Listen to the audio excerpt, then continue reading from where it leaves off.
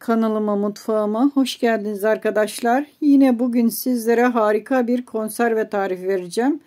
Çiğ konserve tarifi vereceğim. Patlıcan ile hazırlayacağız. Ve bu konserveyi annelerimizin yaptığı şekilde, birebir aynı şekilde tarifini vereceğim arkadaşlar. Eskiden annelerimiz bu şekilde yapardı. Biraz zahmetli gibi görünse de bu şekilde çok daha garantili olan bir konserve çeşidi. Yapımı kolay, aslında çok kolay. Tek bir malzeme ile hazırlayacağız. Patlıcan ile hazırlayacağız. Yanına başka hiçbir şey koymayacağız. Evet, nasıl yapılır? Nasıl hazırlanır? Çiğ konserve nasıl yapılır? Gelin hep birlikte videoda her ayrıntısını öğrenelim. Videomuz biraz uzun oldu ama inanın çok şey kazanacaksınız bu videoyu izleyerek. Hadi hep birlikte çiğ konservenin yapımına geçelim. Evet, patlıcanlarım burada benim ve bu patlıcanları ben bahçemden topladım arkadaşlar. Gördüğünüz gibi bir poşet patlıcanım çıktı. İnanın şu anda daha yeni topladım. Gidip bahçeden topladım ve hemen çekimine başladım. Ölçüsü ne kadar bilmiyorum. Bu sefer çekmedim arkadaşlar ölçüsünü ama 5 ya da 6 kilo kadar olabilir. Şöyle patlıcanlarımı çıkarıyorum poşetten ve çiğ konservemizi hazırlamaya geçiyoruz. Daha önceden sizlere göstermiştim bir konserve çeşidi. Karnıyarık konservesi yapımını. Bu da çiğ olarak hazırlanan çeşit. Üstelik de annelerimizin hazırladığı yöntem ile birebir aynı yöntem ile hazırlayacağız. Şimdi tenceremi aldım. Tencereme su koydum. Şöyle yarım tencere su koydum. Kocaman bir tencere. Çünkü patlıcanlarım çok. İçine 3 yemek kaşığı tuz ilave ediyorum. Tuz ne yapacak? Patlıcanlarımızın acısını alacak. Hani fazla acı da değil benim patlıcanlarım ama olsun, yine de garantiye almamız lazım. Tuzlu suda acılarını çıkarmamız lazım. Doğrayarak hazırlayacağız. İstediğiniz yemeklerde kullanabilirsiniz. Açıp da yemek yapabilirsiniz. Yanına soğanını, biberini doğrayabilirsiniz. Hani yazın hazırlarsanız sosunuz da olabilir. Domates sosunuz, sarımsak atın.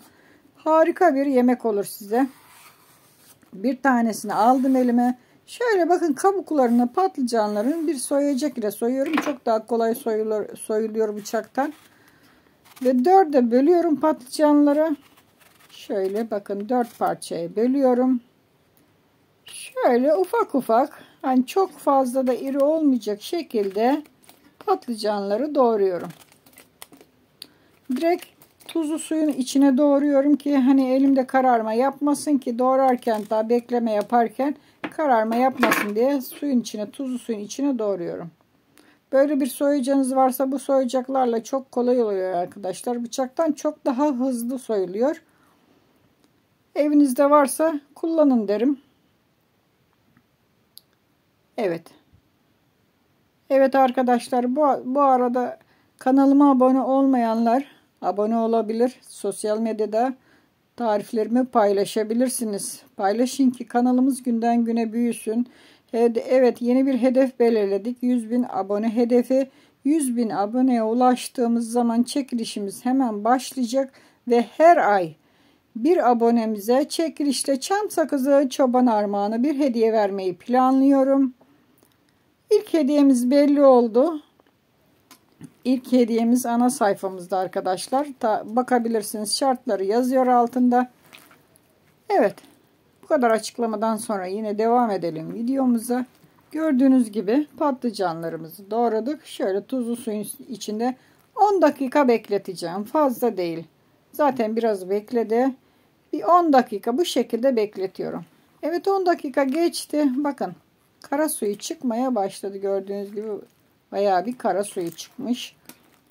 Şimdi bunları suyun altında 3 kez yıkayacağım. Şöyle nasıl yıkayacağım bir de onu gösterelim. Şöyle suyunu sıkarak, bol bol elimizde böyle suyunu sıkarak, zaten sünger gibi olacaklar patlıcanlar suyunu sıktığınız zaman yumuşacak. Bakın bu şekilde suyunu sıkarak Bol suyun altında patlıcanları yıkıyoruz. Bir kere değil, çünkü tuzlu suda beklettik. Tuzunun gitmesi lazım.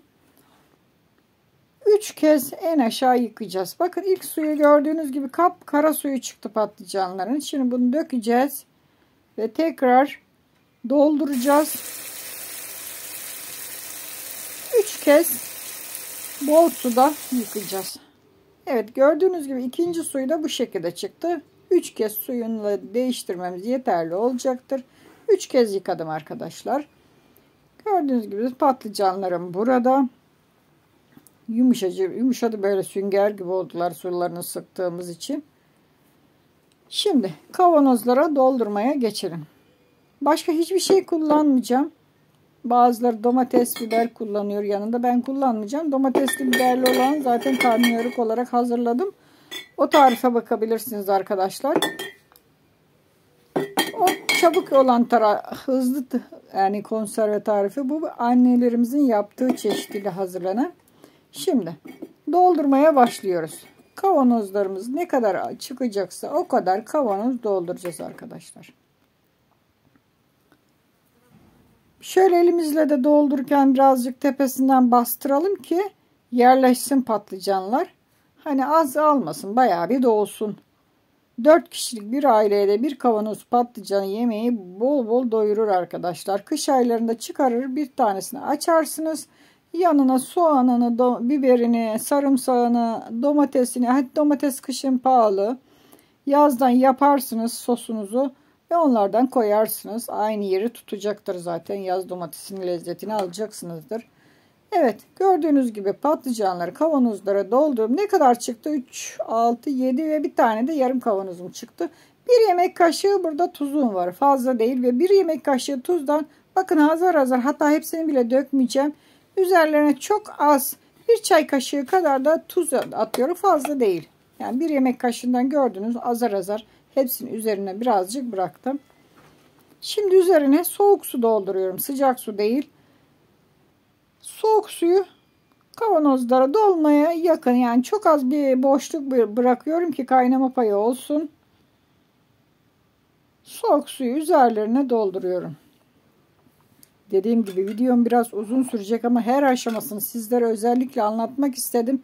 Hayatınızdan bir 15 dakika gidecektir arkadaşlar bu videoyu izleyerek, ama çok şey öğrenmiş, çok şey kazanmış olacaksınız. Şimdi üzerine kapaklarını sıkı sıkı var gücümüzle hani kapatıyoruz. Hava almamasına özen gösteriyoruz. İlk tercihimiz, ilk kullanımlık kapak olsun. Ha, ikinci kez kullanabilirsiniz. Kapaklarda sorun yoktur. Tabii ki de kullanabilirsiniz. Ama çok sıkı sıkı kapatın. Dikkatli kapatın arkadaşlar. Açık kalmasın, hava almasın. Gördüğünüz gibi kavanozlara doldurduk patlıcanları. Hazır. Şimdi pişirme aşamasına geçeceğiz. Dediğim gibi anne usulü yapacağımız için.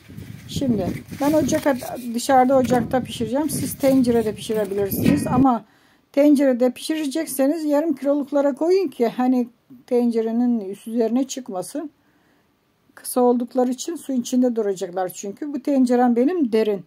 İlk aşamada ne yapıyorum? Şöyle dip kısmına kalın kartonlardan, yumurta kartonu da olabilir ama onlar yamuk olmaz. Böyle yani kalınca koli kartonlarından dibine şöyle parçalıyorum. Neden koyuyorum bunları? Çünkü kaynama yaparken şişeler kırılmasın, çatlamasın diye arkadaşlar. Böyle altına bir kat koymamız lazım, karton.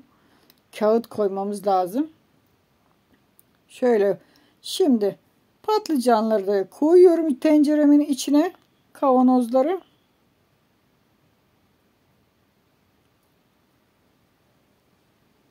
Koca tencereye koydum çünkü bayağı bir, hatta 2-3 şişe daha alabilir yani. Şöyle aralıklı bakın, birbirine değmemesi lazım ki bunlar kaynayacak, hızlı kaynayacak ve bu şekilde çatlama yapmasın. Asla birbirine değmesin.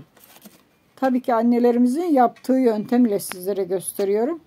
Şöyle bakın, aralıklı koydum çünkü değmemesi lazım. Bu püf noktasını herkes göstermiyor. Her nedense ne karton koyuyorlar içine. Hemen öylece dizip oldu bitti. Şimdi aralarına da bakın yine aynı şekilde kağıt koyuyorum ki değmesin. Bakın boşlukları şöyle, hatta yan tarafına tencerenin oralara da koyuyorum. Yan taraflarından değmesin. Hani birbirine değmesin. Hepsi özgür ve bağımsız olsun.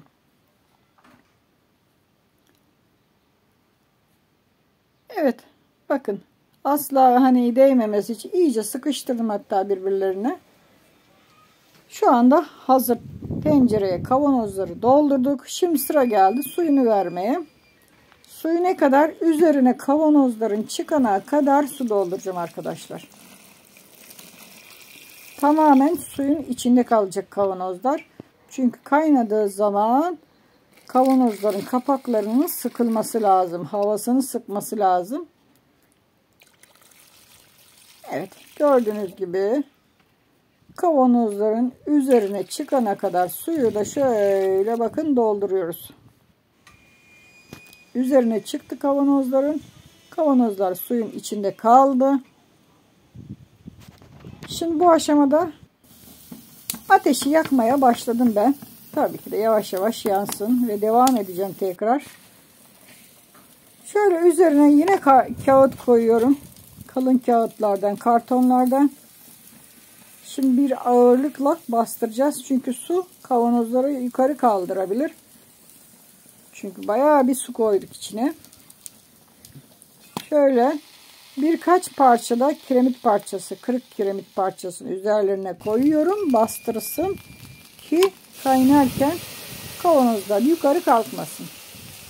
Bakın size her püf noktasını özellikle gösteriyorum. Dediğim gibi biraz uzun oldu videomuz ama herkes öğrensin, herkes bu bilgilerden faydalansın. Kapağını da kapatıyorum ve kaynamaya başladı. Kaynamaya başladıktan sonra arkadaşlar, bakın kaynamadan önce demiyorum.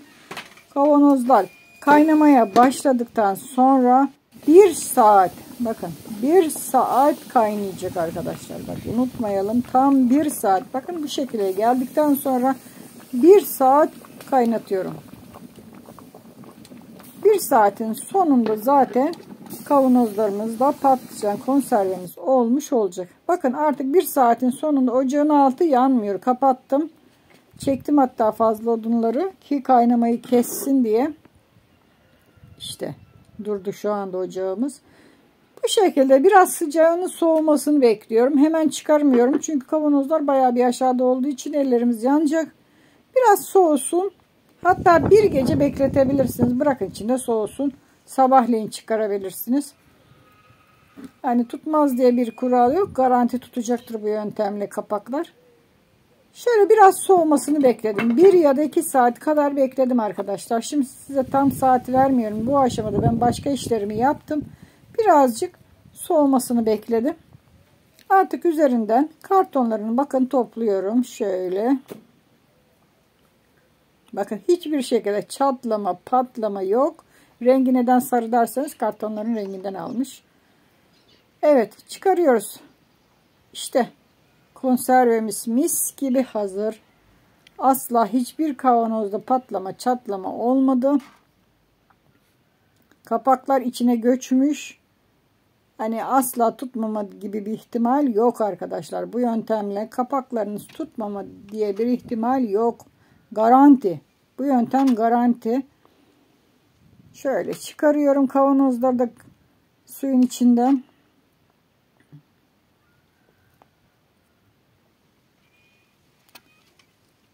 Evet.